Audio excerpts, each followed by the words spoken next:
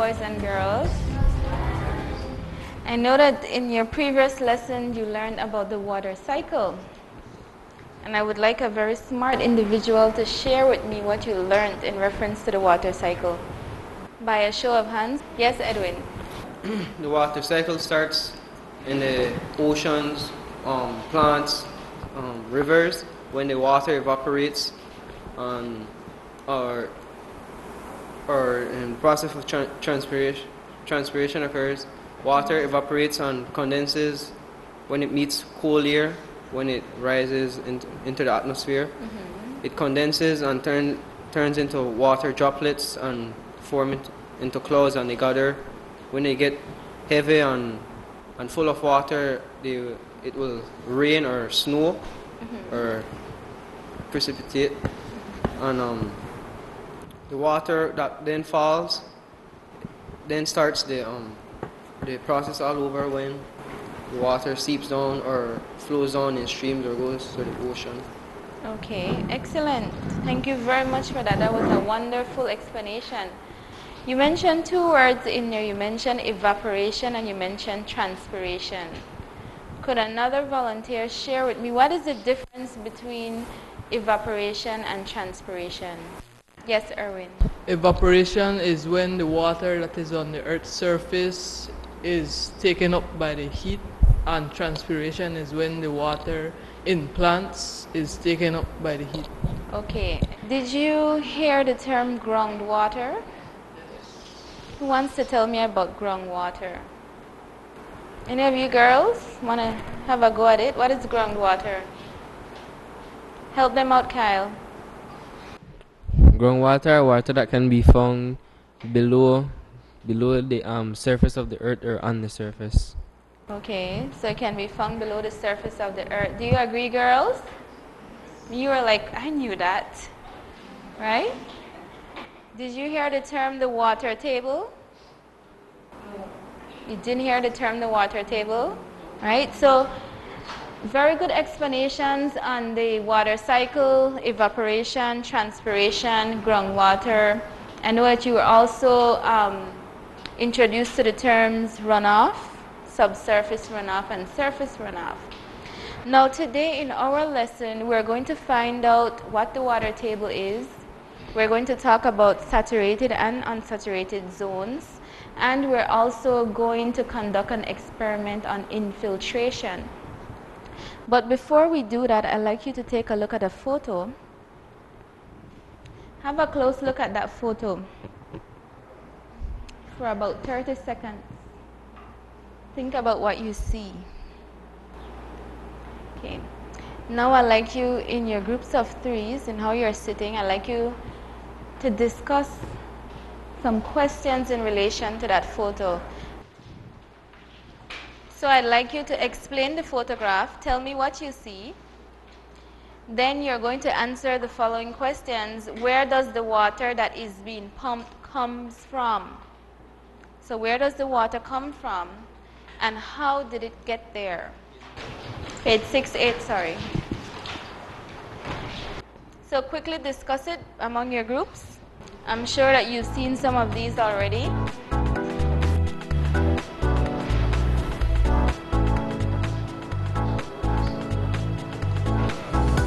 And I need you guys to work together and discuss, okay?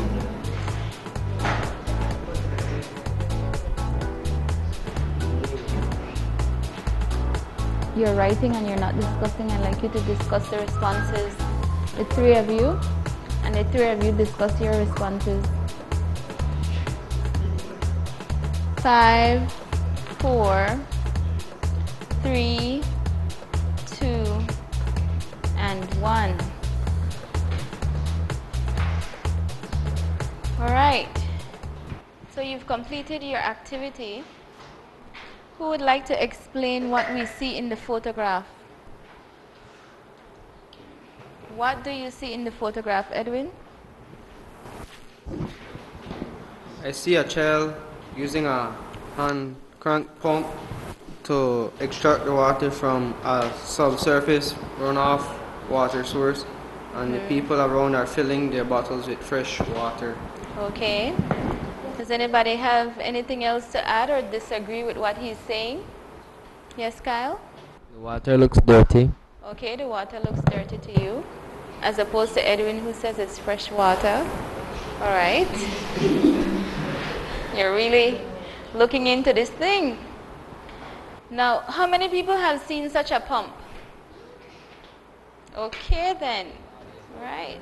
How many people have used such a pump? Who wants to share their experience with using such a pump? Yes. It's hard to pump out because I think pump rotten or something. You just when you start Okay. pump it. Oh, the pump is not that good, so it was hard for you to pump water. All right. Who has worked with a good pump? Should be my next question. Who has worked with a good pump? Yes, Erwin. When I was little, there was one at my old school, my old primary school, and then for break we used to just mess around with it, and every time we used to pump it, the water came out with pressure, and it like a gallon every time you pumped it came out with pressure. Okay, excellent. Obviously, the people are getting water, and those of you who have used it have gotten water, with the exception of my dear friend who has used a rotten one. And where does the water come from then? Does it just miraculously appeared, or like one of our members said, it's Disney magic? Where does the water come from? Yes, Stephen. I believe the water comes from underground streams. Underground streams. Okay, that's a good answer. Anybody else? Where does the water come from? It seems to me like only Erwin knows where water comes from. Girls, where does the water come from? The water comes underground. The water comes from under the ground. Now that is a direct answer. I like that. So my next question is then, well, if it comes from under the ground, how on earth did it get there? Daisy, how do you think it got there? The water accumulates. You're not sure? You're going to stick with Steven's answer, Disney magic? No, All right. Let's see if we can find out how some of the water got there then. You have 2 jars in front of you, and we're going to conduct a little experiment. And this experiment might give you an idea so that you can find out how is it possible that this water got under the ground, right? How is it possible that we can pump water from under the surface of the earth? So I'd like you to turn to page 66 and 67. And there's an experiment there, and I'd like you to follow the directions, right? It says that in your groups, and you're going to be working in groups of 3s, in your groups, you're going to conduct the following experiment. You will need a transparent jar of mulch. How many people have mulch in front of them? What is mulch? You guys just raise your hand. Is it because it's labeled? Yes. It's a giveaway, right? But what does it look like? What does the mulch look like? This is mulch. What does it look like? It looks like soil, yes, but what kind of soil? Raise your hands. Yes, Kyle. Like a form of black soil. Like a form of black soil. Look at the texture of it. Give me some more information. Give me some more information about the mulch, the people who have mulch in front of them. What do you see in there rather than just black soil? Yes, Yadira?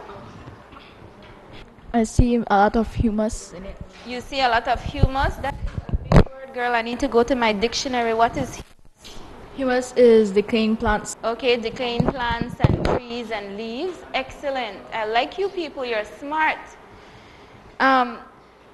What else do we have in front of us? We're going to need a transparent jar with gravel. Where is gravel? Who has gravel in front of them? Aha. Explain to me what you see. Yes, Edwin. I see some pebbles on some sand. Okay. Look a bit sharp. Okay. So Some it's of the pebbles are rounded, like it has eroded away from water or something. Okay, so it's basically some sand and stones or pebbles mixed together. Wonderful. And a transparent jar of cement. Who has cement in front of them? And this is a giveaway. What does cement look like? What does cement look like? Can you describe the texture of it? Let's have one of our young ladies here. Describe the texture of the cement. What does it look like? It looks like gray. Okay, it's gray in color. Does it look thin? Does it look fine? Does it look lumpy? It looks fine. Okay, it's very fine. All right. Before, have felt cement on your hands. All right, wonderful. And we have a transparent jar of sand.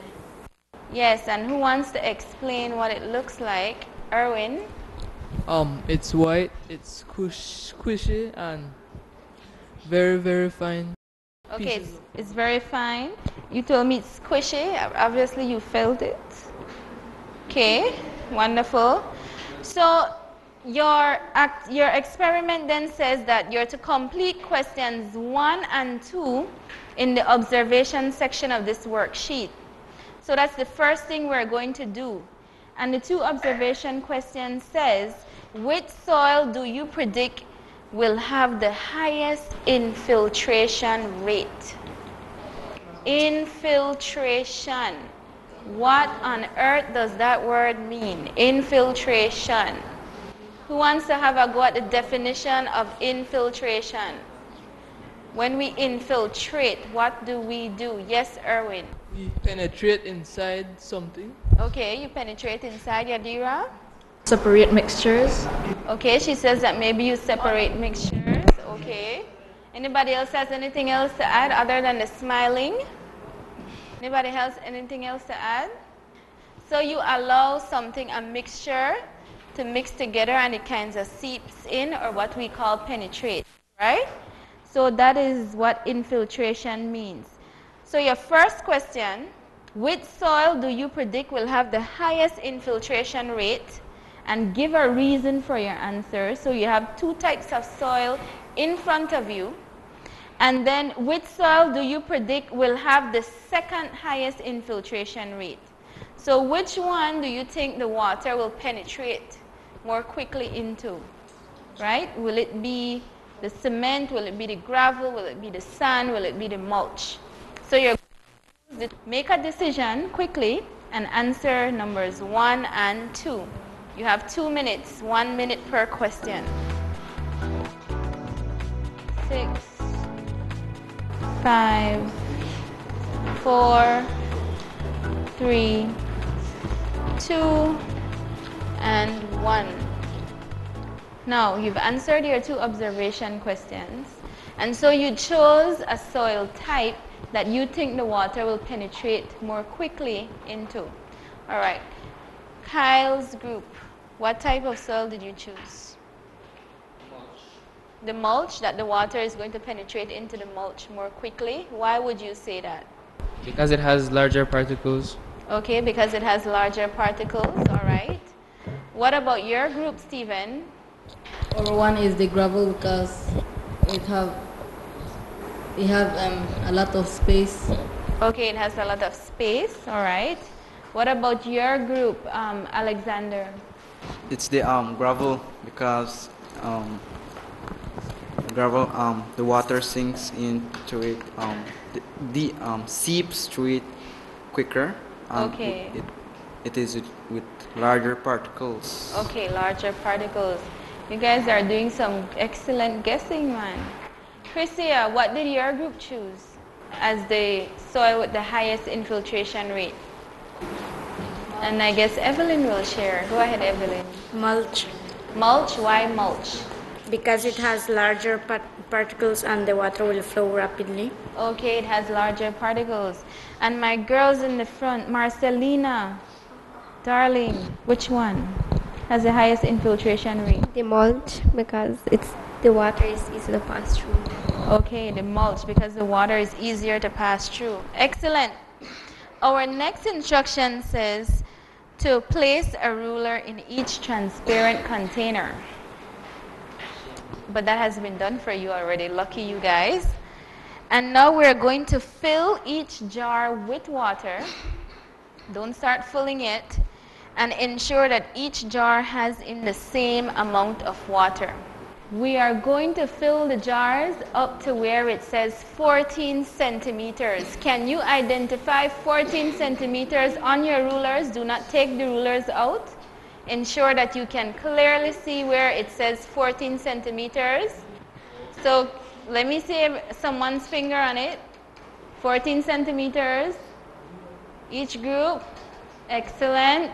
Does everybody have water in front of them? Wonderful. So we're going to fill our jars, and then we're going to put a stopwatch for 5 minutes. And we're going to observe what happens, right? And Mr. Torres is going to be our person who monitors the 5 minutes. And after the 5 minutes, we're going to record what happens by responding. Turn over to the other page.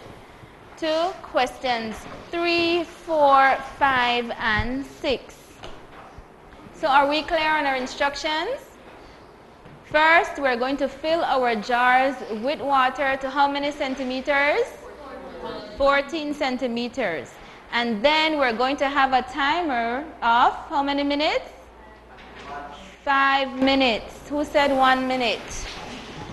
5 minutes. And after the 5 minutes, we're going to respond to questions 5 through questions 3 to 6. Wonderful. Pour in your water to 14 centimeters. If you need more water, let me know. You have to do for both of them.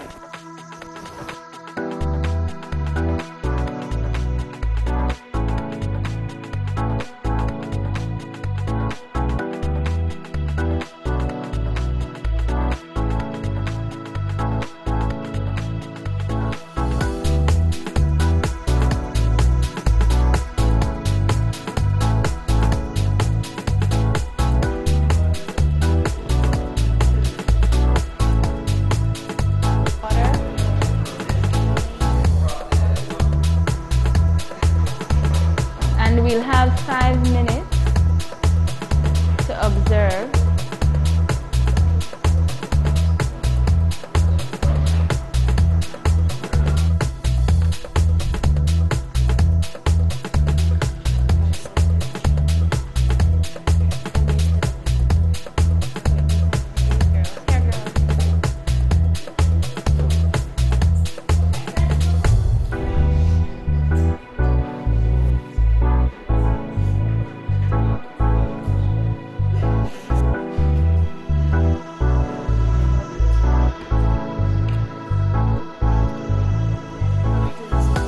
Everybody has their water filled.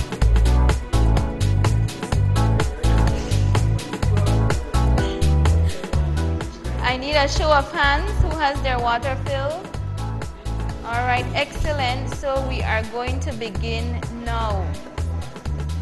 5 minutes observation.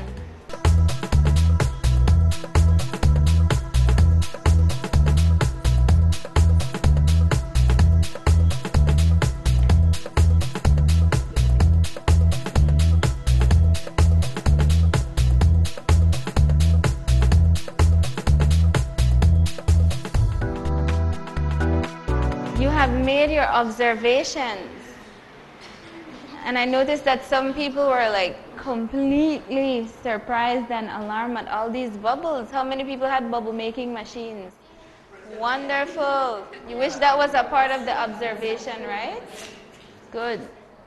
Now, you have 4 questions that I need you to quickly record. And those 4 questions are, what changes do you notice occurring almost immediately? So what happened almost immediately as you poured in the water and we started our timer? What happened almost immediately? Which soil had the highest infiltration rate after 5 minutes? So after we were finished, which soil had the highest infiltration rate? Which soil had the second highest? And our last one was, were your final predictions accurate? So remember in the beginning, you made a decision and you said that this type of soil is going to penetrate, the water will penetrate more quickly or seep through more quickly through a particular type of soil. And I think you answered that in numbers 1. And so you are going to share with us whether you believe your answer was accurate or not, whether your prediction was right. So you have about 2 minutes to wrap up the discussion on those questions in your group. Ensure that you write your responses on each one of your booklets. So number 3, what changes do you notice occurred almost immediately? Which soil has the highest infiltration rate? And which soil has the second highest? And were your predictions accurate?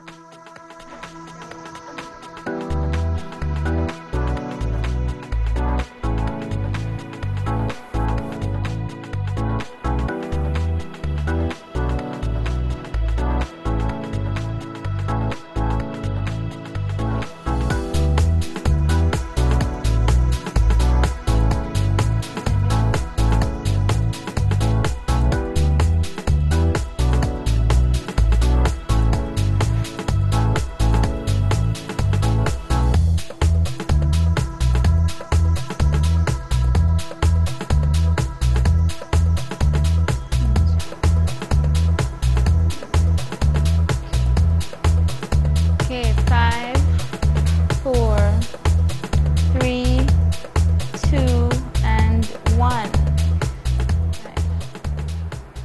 Glendy. And I'm going to choose a person from each group to share what you observed. Glendy, what happened when you poured your water into your soils? What type of observation did you make?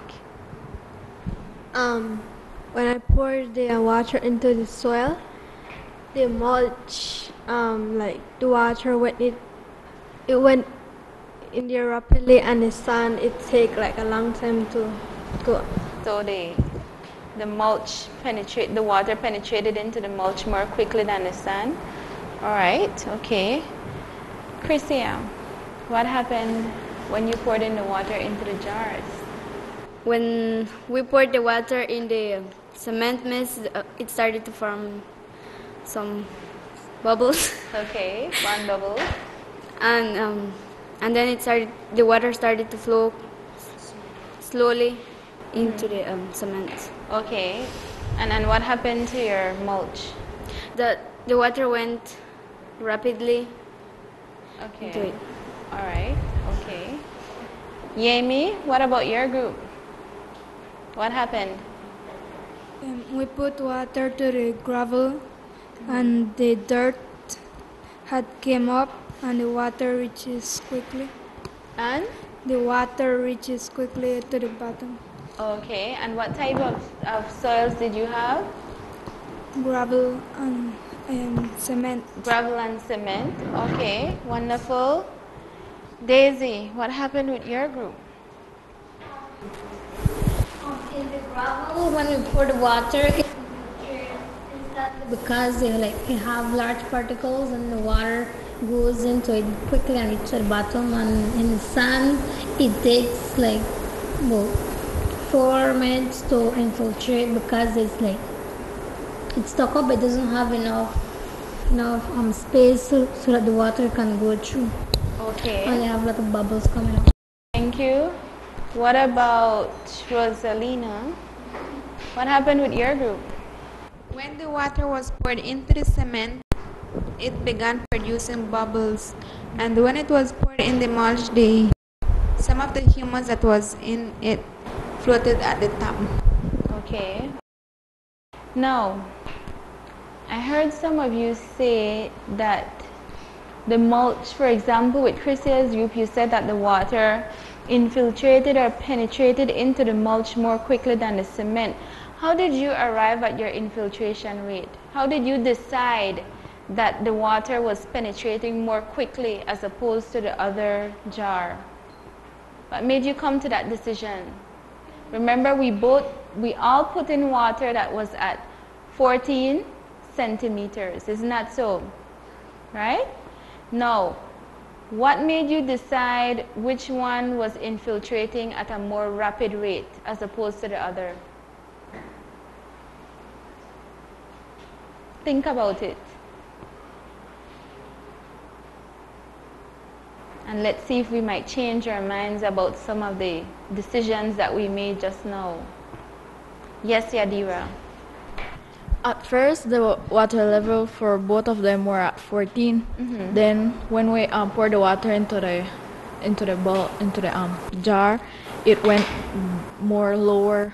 No, after it was already a little while, it went lower, and then when the sun was heavier and has a lot of pressure, so it couldn't pass through quickly. Okay, couldn't pass through quickly. What about your group, Edwin? To me, the gravel infiltrated quicker because when we were pouring in the water, we realized that as we poured it in, it started seeping in, so we couldn't actually get that 14 inches centimeters very quickly because we had to wait till we see the 14 inches 14 centimeters. 14 centimeters for the Okay. water to settle down. And as soon as we poured in the water, some of the water already went down, so we had to fill it in, keep on filling it in until it hit the 14 centimeters. Okay, all right. But what happened after the 5 minutes? It didn't. It only went down. It looked as if it only went down about 5 millimeters. About 5 millimeters. And what happened to the other jar? The other jar went down by 2 centimeters. It was. 2 centimeters. It stayed at So, seeing what 12. happened after 5 minutes, which one of the soils would you say have the highest infiltration rate? The gravel. The gravel? Look at the centimeters. Cement. Why the cement? Because the cement. I need you to understand and understand what you're observing. Remember, we are looking at what happened almost immediately. We're looking at what happened almost immediately, and some of you said that bubbles were coming up, and some of you said that the humus raised at the top. But after 5 minutes, that is the important observation. What happened after 5 minutes? What changes occurred? Right? And if you notice that if a change occurred, the most likely change to occur would have been a drop in the centimeters. Right? So more than likely, the jar that has the larger drop in centimeters would be the type of soil that has the highest infiltration rate. It meant that the water penetrated into that soil more quickly as opposed to the other. So I'll go around again and I'll ask you, which soil has the highest infiltration rate? And I will start with Kyle. The cement has the highest infiltration rate. Why, Kyle?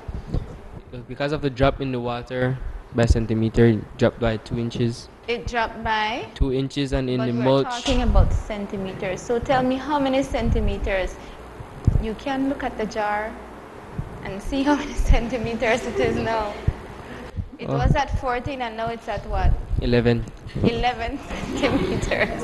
Wonderful. So there was a drop of how many centimeters, Kyle? 3. Good boy. All right. Kyle knows his math. All right, Stephen, are we starting to understand what we mean by the highest infiltration rate? Wonderful. Stephen. The highest infiltration rate is the sun because the drop of water is 13 and 1 centimeter. Okay.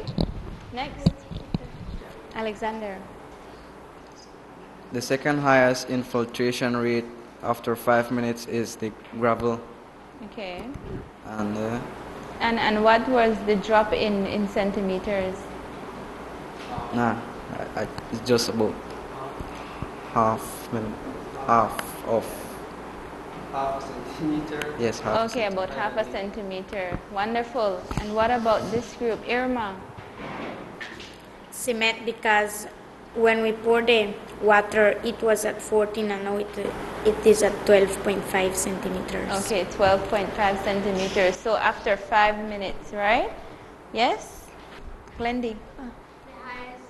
Is sand because it dropped 1.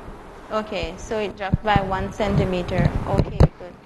So do you understand then why the observation we made about the infiltration rate, the observation in response to what happened after 5 minutes, right? We made some observations, yes, about what happened immediately, but we also needed to observe which one was penetrated the most water after 5 minutes, right? And that would be the type of soil that had the highest infiltration rate. Now, we have a diagram, and if we go back to the first activity that you did, remember with the pumping, the well? The pump, we wanted to determine where the water came from, right? We determined where the water came from, and we decided that the water was fresh, and it also came from under the ground. So it was groundwater. Isn't that so? Now, our next, can we have the next slide? Our next photograph then will help us to determine how did the water get there. Remember that final question? How did the water get there? And one of those answers will come directly from the activity that you just did, the experiment that you just completed. So how did the water get there? How did the water get to the ground or under the ground? Yes, Erwin? It penetrated the surface when it rained. It penetrated through the surface and of then the earth? It ended up underground. No, and it accumulated under there and then was pumped up by the well. It accumulated under the ground and was? Pumped up from the well. And eventually pumped up. Excellent answer. Does anybody have anything else to add? Okay. So now remember when we talked about the water cycle, we talked about surface runoff, right? And we also talked about subsurface runoff, right? And those are ways how water accumulates. But there is another way that water can accumulate, and how it gets to where we call groundwater. And that happens through the process of infiltration, what you just witnessed. And the process of infiltration, as you see here, is happening because it probably rains. Sometimes it doesn't rain. Sometimes it takes place through irrigation, like you would pour water on different types of land or soil. Sometimes a dam would break. There are various reasons why water would end up on the surface. And the water eventually seeps through the different types of soils. So sometimes we might have gravel soil, sometimes we might have soil that is more loose, like sand. Sometimes we might have soil that is more rocky in formation. And so the infiltration process may take longer. Like you see how it took longer in your mulch as opposed to in the gravel. So the infiltration process will take longer for some types of soil as opposed to others. But the important thing is that water will eventually infiltrate. So below the surface of the earth, we have an area called the unsaturated zone, right? The unsaturated zone is made up of a mixture of gravel and different types of sand. Water is more easily infiltrated into this area. Below the unsaturated zone, we have what we call the saturated zone. The saturated zone is more filled with rocks, and these rocks in between them have little fractures that water is also able to seep into. So infiltration takes place above the saturated zone and the unsaturated zone, and it also takes place in the saturated zone. Now, what do we call the water that seeps into both these zones, we called it groundwater. So that is what we refer to. Above the saturated zone, we have an area called the water table, and we're going to view that in another minute. The area called the water table. So that area is more filled with water.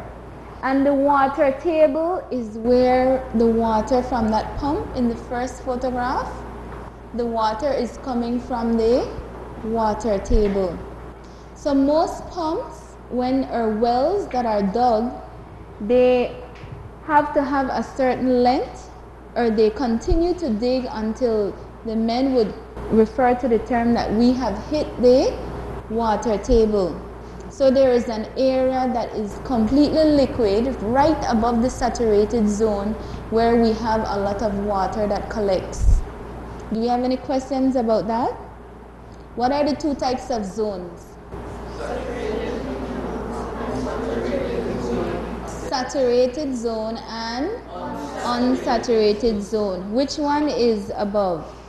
The unsaturated zone is above. What does it consist of? One person. Yes, Daisy.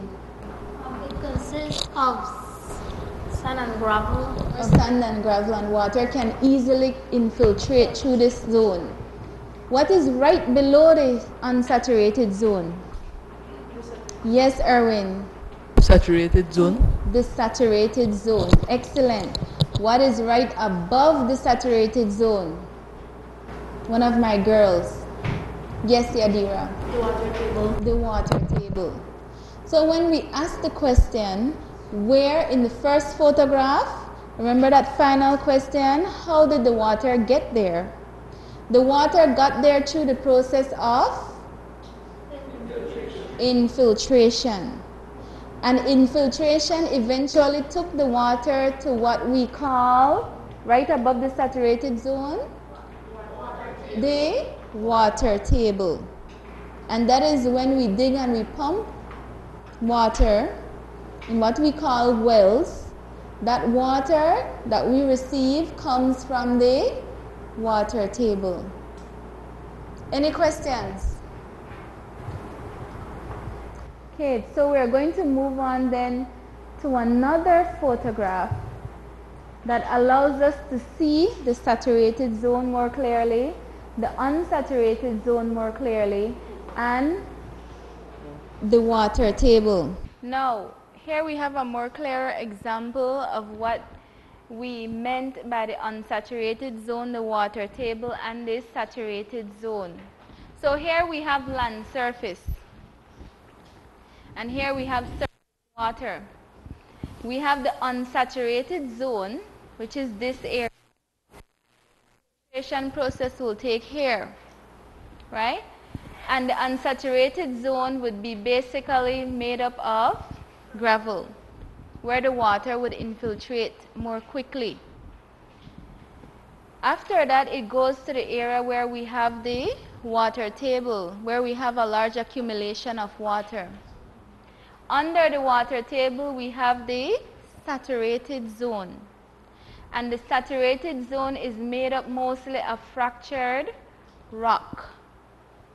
So the water would seep into these areas between the fractures, into the fractures in the rocks. Now the water that is infiltrated into the unsaturated zone, the water that is in the water table, and the water that is in this saturated zone is all called groundwater. Does that make sense? So what do we call all of the water that goes under the surface of the earth? Groundwater. But what do we call the area where we have a large accumulation of water? The water table. Excellent. Now, I'm going to take off this photograph. I'm going to have you label a blank copy for me, just to see if you are listening, right? So we're going to label the diagram, and we're going to do that individually. label the diagram individually. We're going to go over the answers and then we're going to do a final concluding activity. Kindly put your name on the paper.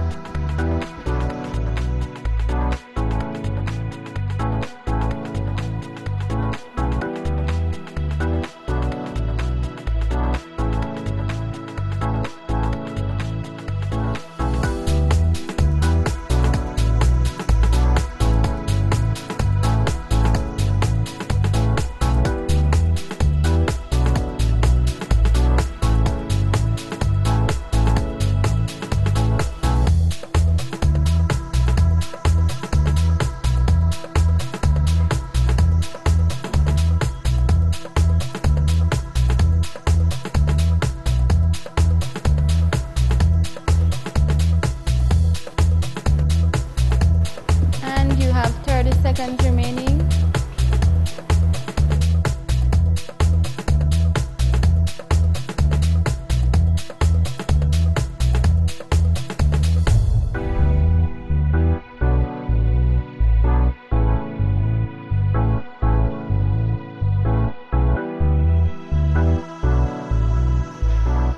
Five, 4, 3, 2, and 1.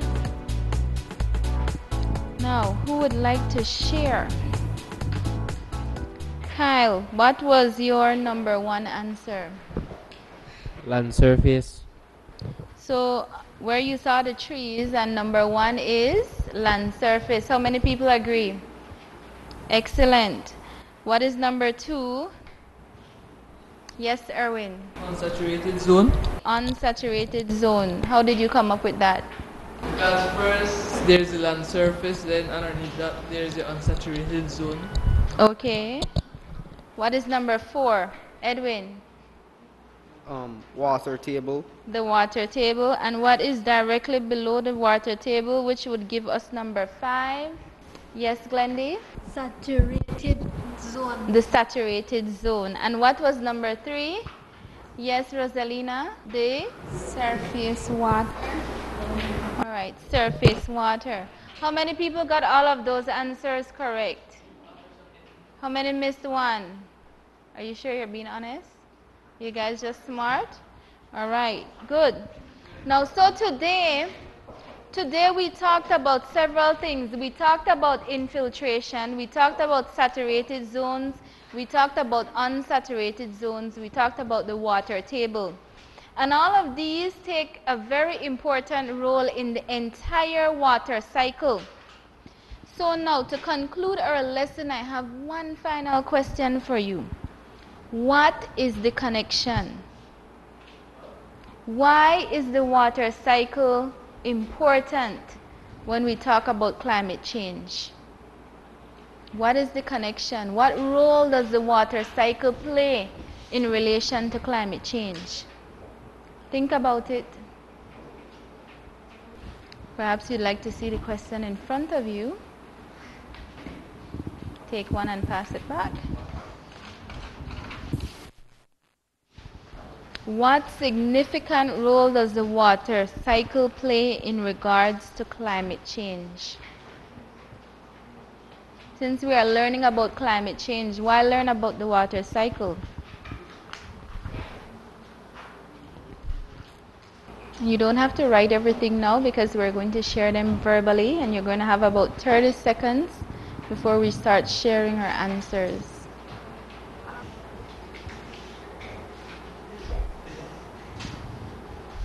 Five, 4, 3, 2, 1. Guys, I said we would share verbally first, right? Orally? Okay. So, who wants to share a response? What significant role does the water cycle play in regards to climate change? Why is it important?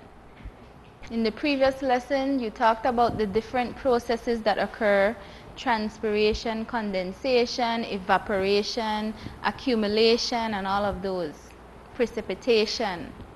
And now we learned about groundwater and the water table, infiltration. But what role does this play? Let me give you some clues then. What causes it to rain? The heat causes it to rain. Okay, I need somebody to elaborate a little bit more. What causes it to rain? Yes, Edwin. The water cycle causes it to rain. The water cycle. What process takes place? Precipitation. Precipitation, okay. Before precipitation, what happens? Condensation. What happens during condensation? Condensation is when water vapor, which was evaporated from the ocean, top layer of the ocean, is the water vapor meets the cold air and they form into water droplets, and then they form clouds and gather together. When the clouds get big and heavy and full of water droplets, it rains. It rains, okay, all right. And that the water vapor occurred through the process of evaporation, am I right? Okay. Now, in our previous unit, we learned about global warming, didn't we? Global warming causes the air to get warmer, right? What happens if the air up there, where the water vapor is, where condensation is to occur, what happens if it always is warm? We would have more what? We would have more rain. So if the air up there is warm, it causes the water vapors to increase, forming more clouds. The clouds get more heavy, and eventually it would rain. What happens if we get a lot of rain? Yes, Rosalina. Sea level rise. Sea level rise. Okay, you made a big jump. What happens when with precipitation, right? So the raining is, there's a lot of rain happening. What is the process that takes place when the water reaches the ground? We have two types of processes. We have one called accumulation, where the water would go into oceans and pools and rivers and streams. And then we have another process called infiltration. Excellent. What happens if it keeps raining and raining and raining too often? Edwin. The infiltration doesn't happen very quickly, so when it rains, and it would fill up the subsurface. It will fill it up with water, and eventually it will have to stop at the surface. It probably would cause a flood. It would cause flooding. No more water can go into the ground, so it will have to stay on the surface and run down. Okay. So if infiltration is slowed down, right? So it slows down, and we don't have anywhere to store the water that is coming down through the process of precipitation, it means that there will be flooding. What happens when there's flooding? Yes, Erwin. The ground gets soft and it's easy to erode. Okay, the ground gets soft when it's easy to erode. What else? What about the impact on humans? They have to move to higher lands. Now, when it rains and rains and rains, does it necessarily mean that the atmosphere is more cooler or warmer? It gets more if it continues to rain and rain. Is there much chance of sunlight? No. So then if there's less chance of sunlight, it means that it also slows down the evaporation process for the water to go back and transfer into the air, into water vapor, to the condensation process to begin again. So global warming causes the water cycle to slow down. One of the ways it can slow down is by an increase in flooding. Now there's an opposite of that some areas of the earth can get flooded, but there's also some areas that would get too dry. It means then, how would it get too dry? Yes. the water from the area which has the drought will be evaporated, and then meanwhile the world the earth rotates. The rain will fall to another country, and that. So it means then that in a particular area, while one area might be getting too much flooding, it means in another area there would be no water. And if there is no water, can the water cycle take place? No. And so while some areas can experience flooding, we would have some areas that would experience what we call severe droughts. So then, what role does the water cycle play in climate change? It's very important, because if the water cycle processes get too extreme, it means then that we would have more rains, we might have more natural disasters like hurricane and so forth, which will eventually lead to either severe flooding in certain areas or severe drought in other areas. Are there any questions? Can you see the relation? Excellent. So your assignment then will be that everything we just discussed about the significance of the water cycle and the role it plays, you're going to write that on that piece of paper in a paragraph and submit it on your return. So you're going to respond to that question in your own words. Thank you very much, class, for participating in the activities. And kindly, I will collect these. Ensure that you review your terminologies for your next lesson.